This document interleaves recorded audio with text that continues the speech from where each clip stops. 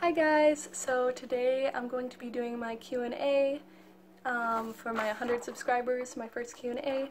You guys asked me some questions, so I will just get to answering them. So the first question was from Abigail Sharples, and she asked, what music do you like? I like a lot of different types of music, but the music that I listen to most is either from like goth / post-punk music or progressive death metal. So some of my favorite things that I've been listening to right now: The Cure. I've been listening to a lot of their earlier stuff, so Pornography, 17 Seconds, and Faith I've been listening to a lot. So those are some things that I've been really liking lately. And then on the progressive death metal, Opeth is one of my favorite, probably my favorite band right now. And then I also like listening to other types of rock and metal. There's not a lot of music that I don't like. It's not that, you know, a lot of things I wouldn't go out of my way to listen to, but most things are not bad to listen to. Some rap I really don't like, and some types of pop music I really don't like, and a lot of country. Those are probably the things that I don't like, but I like most types of music. And then the Kilted Goth asked quite a few questions, so thank you. First question is, do you see yourself goth for life? Yes, I do see myself goth for life. I think even though I wasn't involved in the subculture earlier, I do think that there was a part of me that was, that had kind of the mindset of being goth and liking the dark aspects of life. And so I feel that even if I change some of my interests, or you know, my style or whatever when I'm older, I still will be goth, and it's not going to be a phase or anything, because it's just a part of who I am, and how I think and what I enjoy. So yeah, I do see myself goth for life. The next question, where does music, as in playing guitar, etc., stand in your life? Well, playing guitar isn't actually really that important to me. I just play the guitar mainly as an accompaniment to my voice, because singing is more important to me. Guitar is not really the best instrument for me, honestly. I'm not really good at it, and don't think I ever will be that great at it.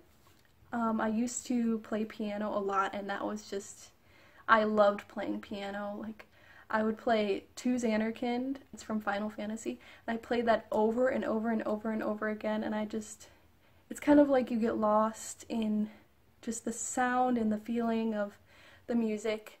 And so music has always been an important part of my life, and I love it. It's a way to kind of express creativity and express emotion, and sometimes escape when you need to from things that are going on. And so yeah, I've always loved music. Next question, what is your favorite goth activity? My favorite one is probably listening to music. I do like other things like reading goth books, or thrifting, or doing makeup, things like that, but I think music is my favorite thing to do, listening to music. Do you have any goths that inspire you? Well, yeah, a lot of goths inspire me.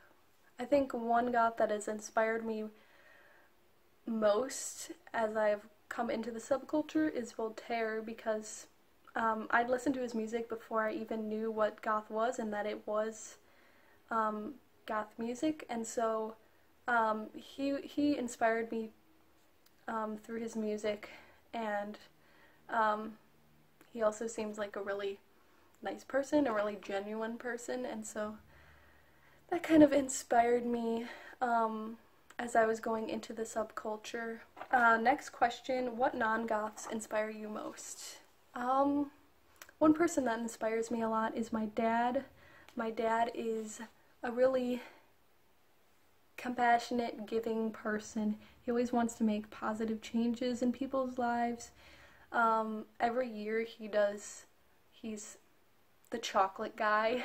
He always makes chocolates for people, like family and friends, and everybody's like, oh my gosh, I hope I'm on your dad's list this year, because He makes like chocolate covered Oreos, chocolate covered pretzels, and all these different things. And he gives them to people around Christmas time. And people always ask if he's going to make it into like a full company or anything, but he never wants to because he wants it to be, he doesn't want to make a profit from it. He wants it to be like a giving experience out of the kindness of his heart. So I feel like that's an inspiring thing that that probably inspires a lot of people that he knows. The Haunted Bat asks, what is your favorite craft/DIY project if you've got one? I'm actually not really great at DIY, honestly. I haven't made a lot of things DIY, and what I have made has been very simple. But I will show you, I wore this I think in my last video, but I will show you a little vest that I kind of like. Okay, so this was just a big shirt that was way too big for me, just a striped shirt. And I just cut it and put little, like, it looks like a little rib cage in the back, and I cut off the sleeves. And that's literally all I did. I want to at some point put lacing, if I can find lace, put it on the inside. So this is what it looks like. I'm not entirely happy with the sleeves, they're kind of boxy. But on the back, it's just like that. So, yeah, very simple DIY. But I'm planning on making a jacket or a vest and putting patches and pins and stuff on it, but I want it to be sci-fi related because some of my favorite shows are sci-fi, so like Rick and Morty and Futurama. I want to make it kind of inspired by that. So hopefully in the coming months I'll be able to work on that, and I'm really, really excited for it. Dahlia Drastic asks, what do you think of the representation of the subculture on YouTube? Do you think big goth YouTubers are relatable? Also, do you think these channels help or hinder the advancement of our subculture today? I think the subculture is a pretty good representation on YouTube. I think there's a good mix of the big YouTubers and the small YouTubers. I think it really depends on the YouTuber themselves, because I have seen big YouTubers that represent the subculture well, and I have seen small YouTubers that don't, and vice versa. So I think it depends on the specific YouTuber. There are channels that I've seen that, you know, are maybe misrepresenting the subculture, but I haven't seen as much of that. And I mean, I have seen videos where people are very pushy of like brand names and things like that, which might feel like some people are being left out of the subculture, or that you have to buy a certain brand in order to be goth, which I think is misleading. But in general, I don't think representation is an issue on YouTube.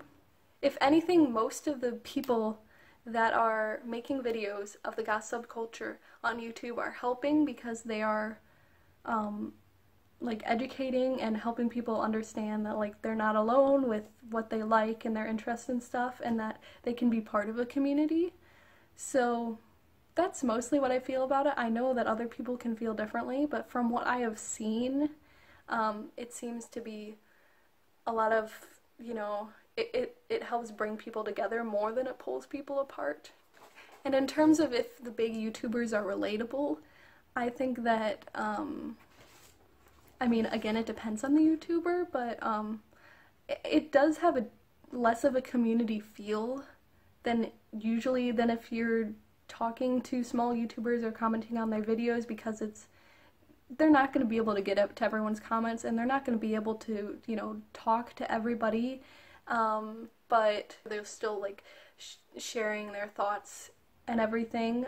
But I think with small YouTubers, yeah, it's more likely that you can, you know, talk to them, become friends with them, and feel more part of a community. Ecumortis asks, who are your favorite goth YouTubers? Do you prefer the big or small channels? Well, actually, you're one of my favorite goth YouTubers, Ecumortis. If you guys haven't heard of his channel, he makes really good videos, and he does them on the goth subculture and the metal subcultures. I really like his music videos, where you can learn about different types of music. And he does a lot of interesting videos talking really in depth about things about the subcultures. So I would really recommend his videos. And then another one of my favorites is, well, was Morella Reborn. And she probably has already deleted her YouTube channel, which is really, really sad, but I've loved her videos since I started watching them. She did a lot of book reviews, and I thought that was interesting, like the literary stuff. And she's a very artistic person, creative person, so I've always really liked those as well. I like Leela Chris's videos as well. She does kind of a variety of things. I like her outfit and makeup videos, and her videos just talking about things and vlogging and things like that. So yeah, those are some of my favorites. Do you prefer the big or small channels? I don't know if I prefer either or, but I think I mostly watch the smaller channels, but again, I watch the bigger ones as well, like I said, Leela Chris, or I like watching, what's her name? Angela Benedict?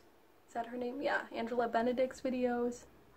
I like It's Black Friday, and so I like watching all of them, but you know, it just does feel more like a community when you can have like people talking back and forth. And some of the bigger channels, again, sometimes feel like it might be like not as creative sometimes, or not as like it's the same thing over and over. I feel like the Spooky Box Club videos. Sorry guys if you do those. I don't really like those types of videos because it feels like it's just the same thing over and over. Like people are just unboxing the same things, and so those aren't really as interesting to me. That's why a lot of times I do like the smaller channels, but it doesn't like deter me from watching bigger YouTubers if they make good content. And then his last question, when you were young, did you ever envision your future self as being a goth? I think a little bit.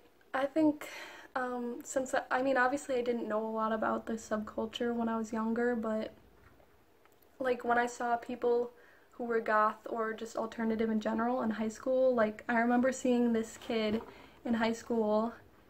He dressed pretty much goth, I guess. I really liked his style, and I was like, I wish I could wear stuff like that. Like that I wasn't confident enough to wear things like that, and so yeah, it's like, why didn't you, Ashley? I don't know. I did kind of envision myself looking a certain way. If I envisioned myself as a goth in general, I don't know, because I didn't really know what that meant. I did know that I had like a darker sense of humor than a lot of my friends, or I realized that I liked a lot of spooky things, I guess, but I don't know if I envisioned myself like thinking the word goth, but I definitely liked this style, and I liked a lot of the spooky things, so I guess. Lady Lecter asked, if you could only take one album with you to a desert island, what would it be and why? It's a really tough question, because I would want something that has some variety in it, maybe, and something that I wouldn't get sick of, which is really hard. I mean, it would probably be maybe Disintegration by The Cure, because I feel like it has a bit of different styles in it. It doesn't have like the same sound all the way throughout it, so maybe I would take that one. I don't know. I probably would change my mind in like 10 minutes. Eternal Winter asked, what is your favorite coffee/tea? I don't like coffee at all, so no favorite coffee. For tea, I don't really drink it that much, but I do like tea. I probably would prefer a type of herbal tea, or like peppermint tea or something like that. I really like peppermint and lemon, so one of those, maybe peppermint tea. What are your top 3 favorite gothic literature books that you recommend? Jane Eyre, one of my favorite books.